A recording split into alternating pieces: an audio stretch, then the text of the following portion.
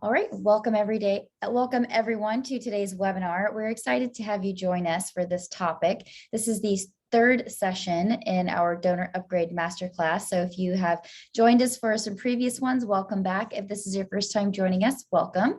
As people start to join the Zoom, I'll share just a few housekeeping items. We've set aside 30 minutes for today's presentation. So we've got kind of a quick timeline to go through all of our items for you today. So let's go ahead and get the housekeeping out of the way.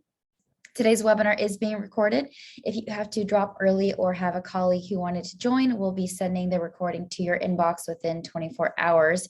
We will also be sharing a PDF of the slides in that follow-up email, as well as an invitation for the next installment in this series. And if you want to take a second to find the Q&A icon in your Zoom toolbar, that's where you'll be able to interact with our speakers. We've saved the final minute or two of today's presentation for questions, and we also have an interactive question for you near the end of the presentation. And so you'll be able to use that Q&A box to enter in your contribution to today's presentation. And then if you don't have plans on March 16th, that's next Wednesday, we would love to see you at the next installment of this Masterclass series. We will be interviewing Stephen Azar from Moody Bible Institute to learn the ins and outs of building and growing a mid-level giving program. And you will receive the invite for that webinar in the follow-up for today. So make sure you keep an eye out for that in your inbox. With that out of the way, it's now my pleasure to introduce today's guests. We first are welcoming Gillian Green, and Gillian is the Vice President for Leadership Giving at JDRF. Gillian is a licensed attorney practicing in Virginia, South Carolina, and the District of Columbia. She has spent more than 25 years in the development space, including in national nonprofit health and higher education. She's also a rock star at closing planned and major gifts and has worked with donors and professional advisors throughout her career to bring in 6, 7, and 8-figure gifts. Welcome, Gillian.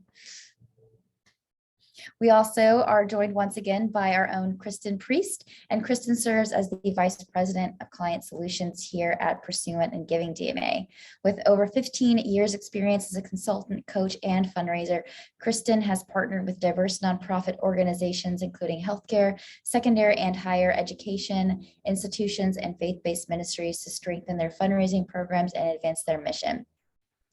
She's got experience all over the map, including comprehensive fundraising council, major and mid-level giving, gift officer coaching, campaigns, and board development.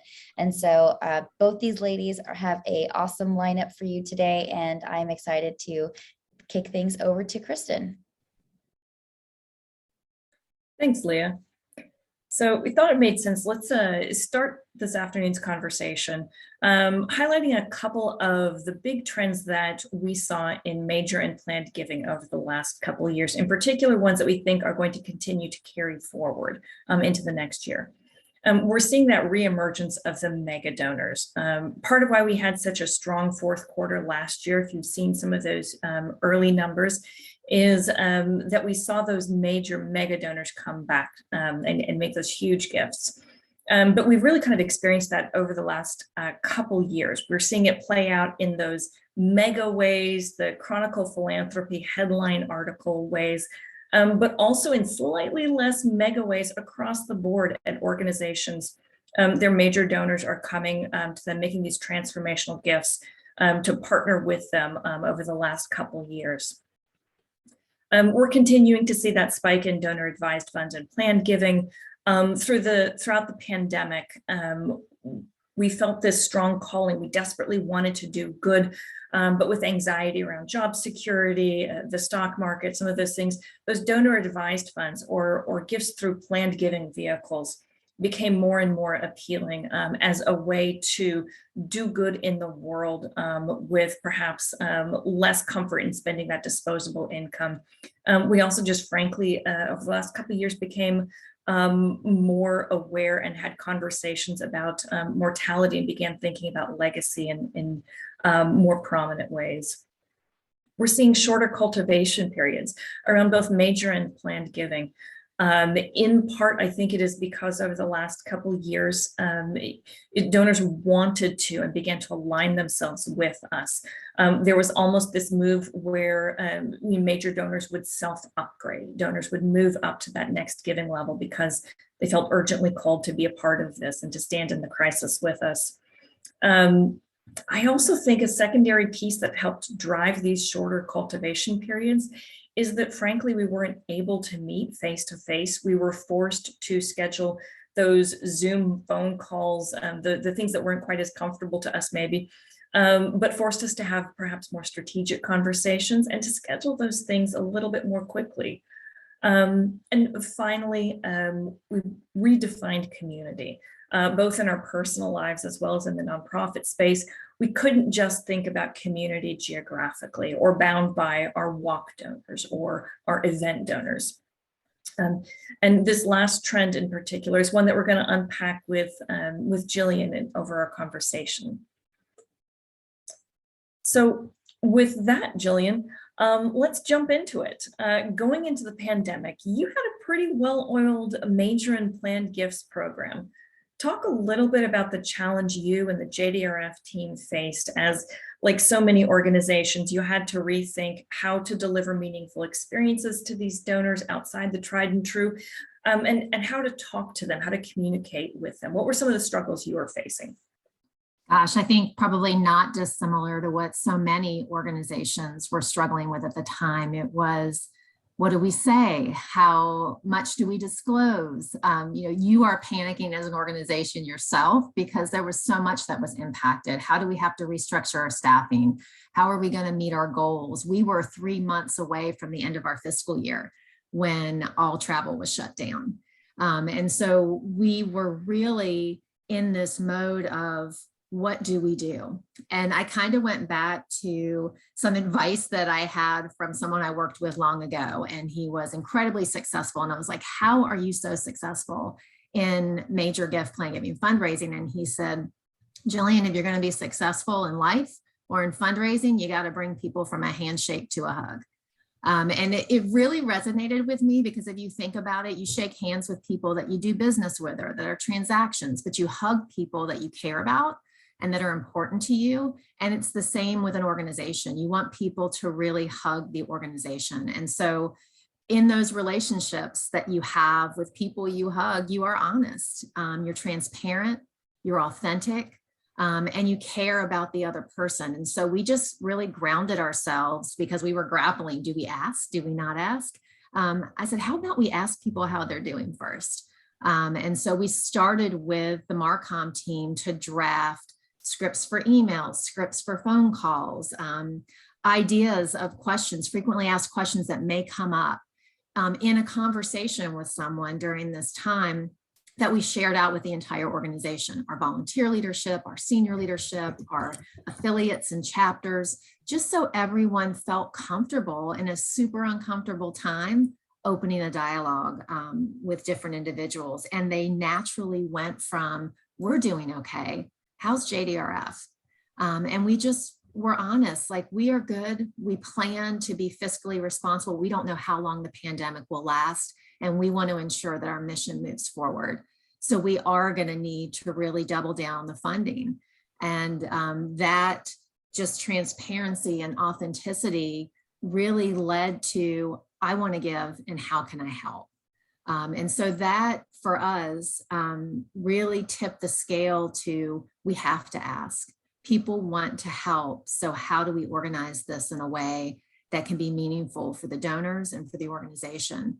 And so we really took the initiative to structure, in partnership with our IBOD, or our International Board of Directors, a hero campaign.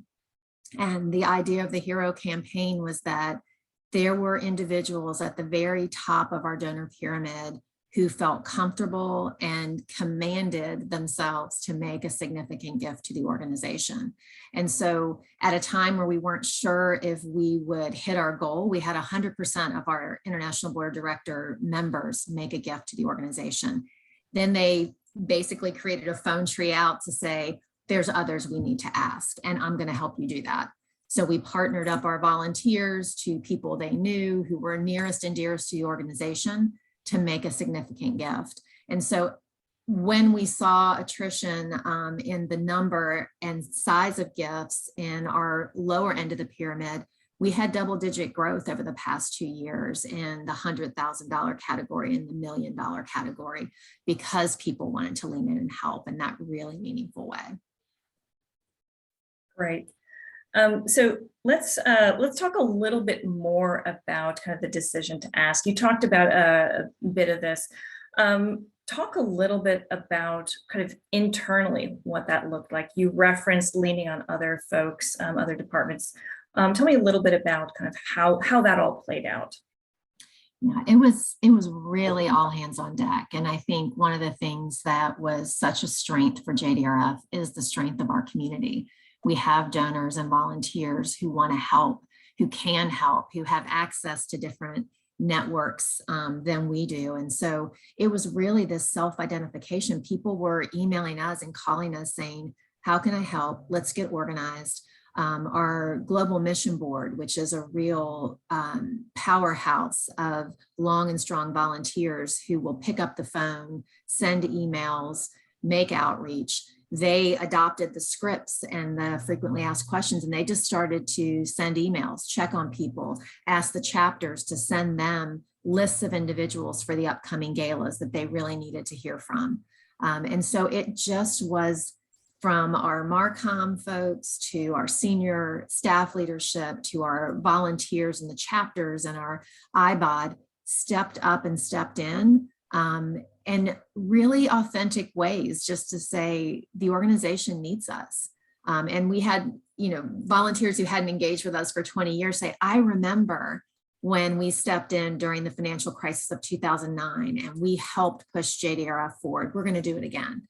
And so it was this sense of nostalgia and commitment and dedication to the organization that our community took up. And it was amazing and inspiring to be a part of it. And I know one of the things that came from that, you referenced it earlier, Gillian, is the Heroes campaign. Now, we're going to dive into some of those exciting results kind of later on, but tell us a little bit more about kind of what inspired this. Yeah, it was really an effort to put a focus on multi-year commitments. So looking at how can we stretch to a higher level of giving during a time when the organization needs the kind of financial stability that pledge gifts provide at higher levels. So we really looked at people who were giving to us, maybe it was $50,000 a year, and saying, could you do $100,000 or $200,000 a year pledge over a multi-year period? Could you stretch? Some donors stretch from $500,000 to $1 million, saying nobody needs it more than JDRF. I don't want the research to stall. I don't want the mission to stop. And from that platform, they were then able to say, I committed this. I know you can too, when they were making their outreach. And so it was our IBOD members, it was all of our former board members were asked in a very direct and meaningful way from their leadership and peers. Our global mission board stepped up and stepped forward, and everybody in a way that they could. And then we just expanded it. Who are the donors who are close to us, who will be able to go shoulder to shoulder? And our staff was amazing in adapting their communication styles and their outreach that I actually think brought us closer to our donors, because they felt like we're the ones you're leaning on, you depend on us, and that means something to us, that we're the first ones you're coming to when you need help the most. So it really was a movement and an inspiration for us as staff to see people step up, but I think it created a community of heroes where everybody wanted to be a part of the push and the momentum forward. So completely inspiring. And then we were able to put together a thank you video with some of our youth ambassadors, which we used as stewardship post-campaign to thank all of our heroes for their efforts during our time of need. Well, and Gillian, something you referenced, I think this is a great example, in direct response, it's drilled into us, as rightly so, the need to be donor centric, and that donors see themselves as a part of the organization, and we keep putting them at arm's length. And in the pandemic, I know there was this knee-jerk reaction to kind of button everything up. And to go from a hug to a handshake, because we wanted them to feel confident that we were going to be stable and okay. And I think this is a great example of when you're vulnerable, but proud and confident about the need and your ability to meet that with those donors alongside you, the results that we see. And I think it's a great example and reminder in times of crisis that to lean into those relationships. It certainly served us well to be, like you said, to be vulnerable and transparent. And then you are just inspired by the generosity of so many. Yeah. So let's jump into one of those trends we saw about community and reshaping community. I know for many folks joining us, this is true as well as it was for you. Community was a big part of what engaged your supporters. What they loved about their experience and relationship with you. You all decided to really take advantage of the opportunity you saw as we were all being kind of forced to migrate to this virtual space. Talk a little bit about how you approached the opportunity you saw in creating virtual experiences. Yeah, that was one of the big, exciting, I think, for us, developments for our program over the course of the pandemic. You know, we were all feeling very isolated and alone. And these types of virtual communities we were able to create really brought people to the table, some of whom we hadn't seen in years, because now the technology had enabled them and was required of them to participate in church, to see their grandchildren, to be connected to people. So we had a lot higher adoption rate for virtual events than we had ever had before, but many organizations were using virtual events. So how do we distinguish ourselves? And we had some amazingly creative volunteers and staff who just picked out passion points for themselves.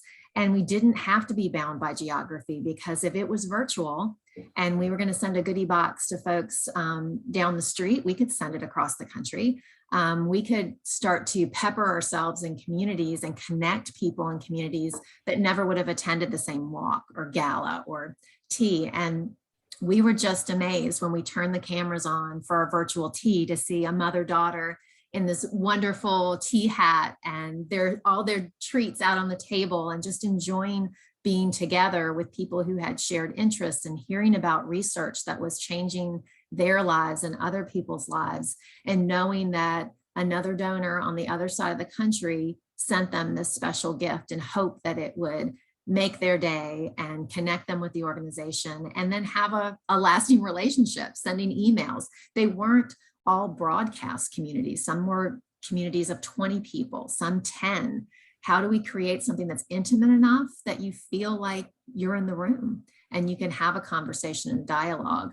So we love being able to leverage creativity and generosity to bring in everyone from across the country. It wasn't just my donors in the Pacific Northwest. It was, I'll send a taste of the Pacific Northwest to Virginia or Florida, and we would love for your donors to join us in different areas.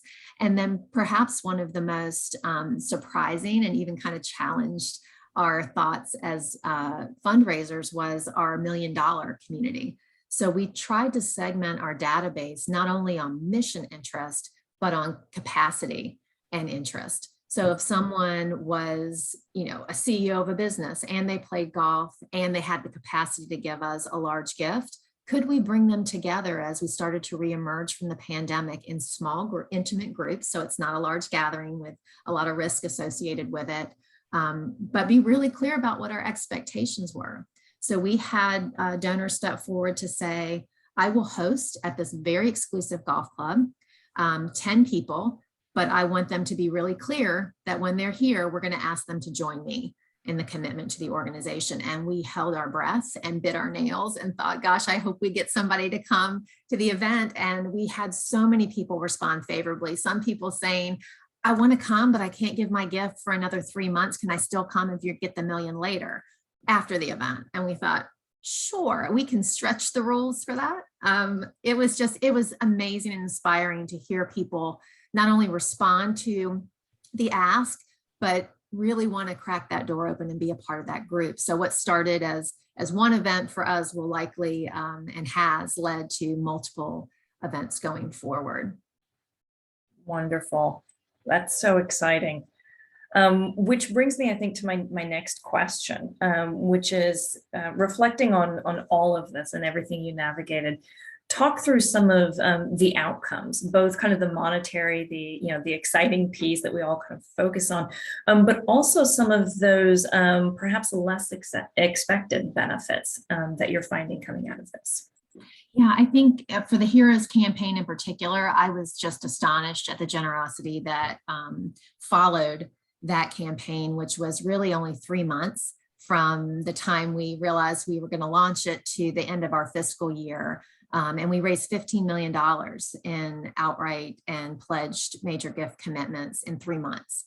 And so that was incredible results, but really pointed us in the direction of we have the audience and we have the donors to do more. And we should be, because this was just the ones who were closest to us. So how do we begin to create that network out?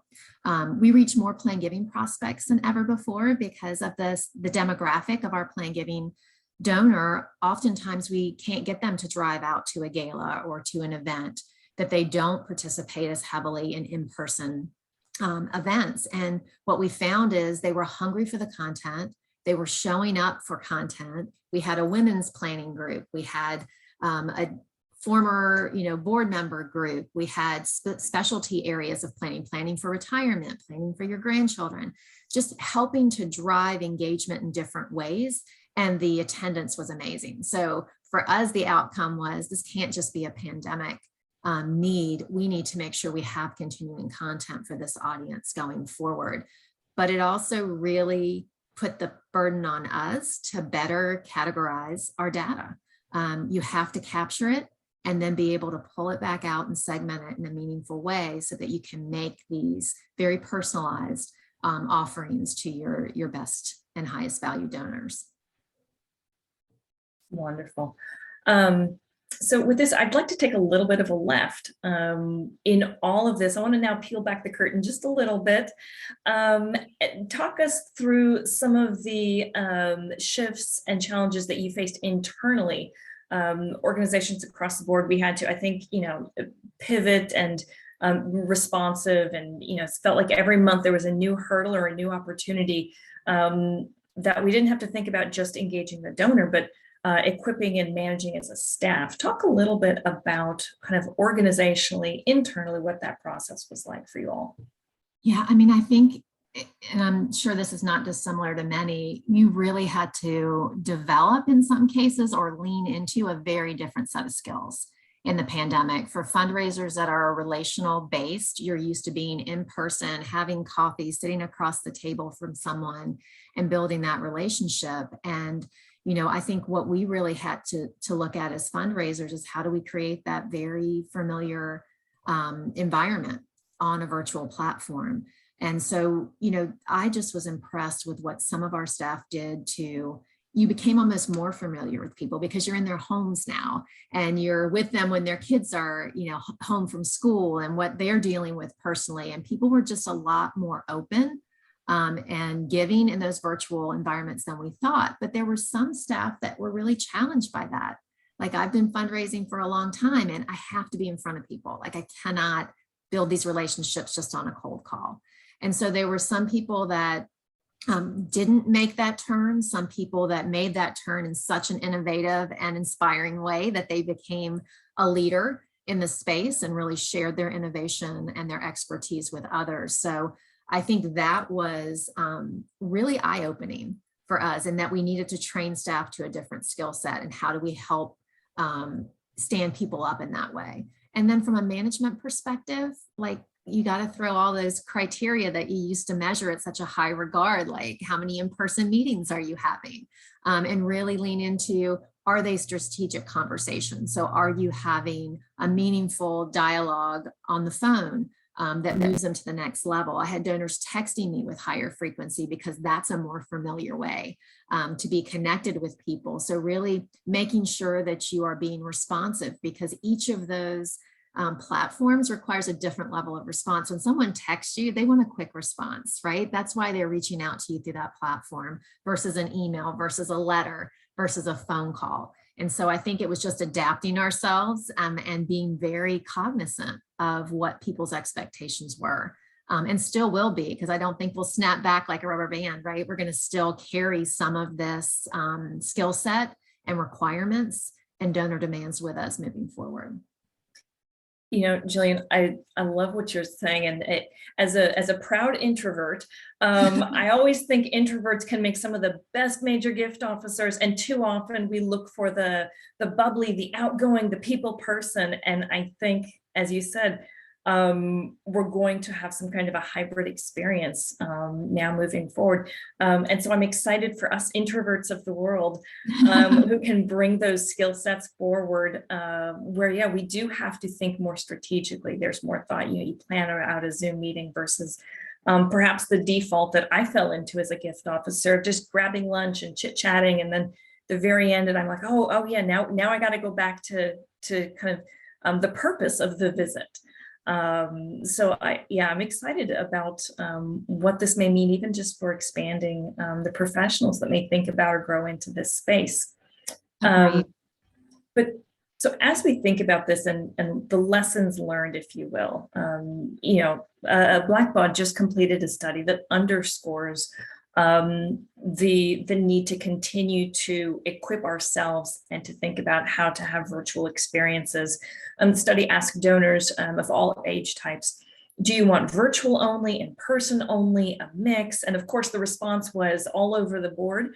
One of the most resounding answers was, I don't know. And so as we and our donors together navigate this space, and as you over the last couple of years had a success in, as you said, taking them from a handshake to a hug in that virtual space, what are your lessons learned? What are you taking forward? Yeah, well, I think it has to be so individualized. We always say donor-centric, right? And I think every donor's needs and desires, even emerging from the pandemic, is different. We had our first in-person event at the end of the year in December. And I will tell you, we got reactions like, I can't believe you're having an in-person event, to, oh my gosh, I'm so glad you're having an in-person event. And I can't wait to see everyone.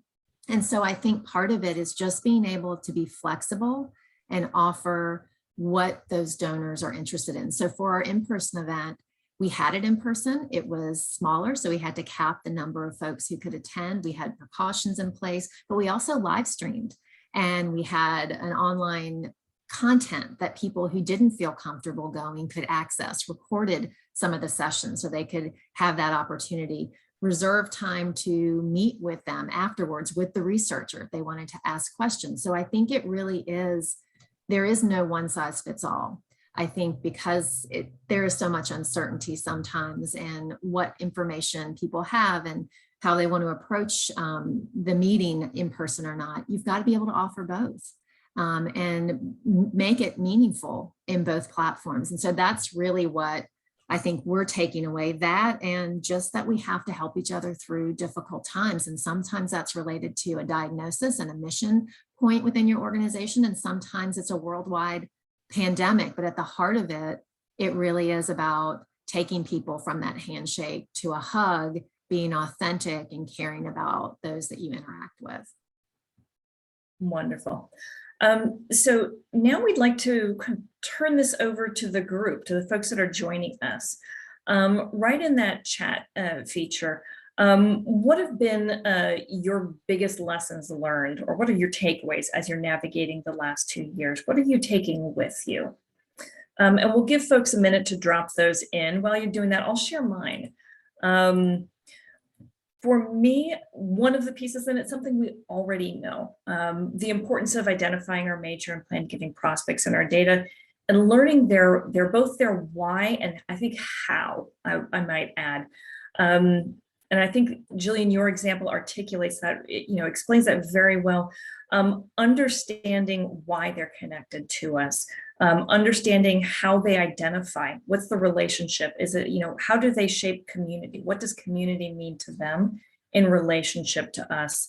As we think about, again, what are the virtual offerings that make sense? One of the questions that popped up in the Q&A feature was, how do I communicate with these folks? What do I need to carry forward?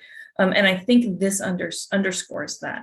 Understand what brought them to you, what's keeping them there. Sometimes that's different than what brought them to you as an organization. Sometimes what brought them to you as well, I signed up for Judy's walk. Judy said she signed up for mine. So that's what, and now I'm really excited and passionate about you guys.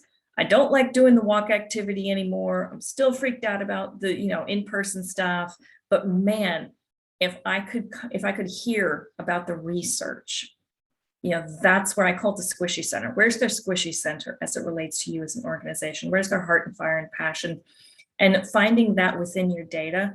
And if you don't have that right now in the data, then I think implementing those conversations, whether they're real kind of back and forth conversations or in the form of surveys, observational data, really understanding their why and their connection, both community connection, mission connection to you as an organization. So with that, I know we're kind of right at time. So Leah, I'm going to suggest maybe we just capture all that goodness folks have shared in the chat and in the responses, and we can share that out when we share these resources and share those nuggets of good ideas that way. Yeah, sure. Thanks, Kristen. Sorry, I got distracted by something that popped up in the Q&A. As we're just closing out our time today, we've got a few resources we've curated from all the many free resources we have on our website.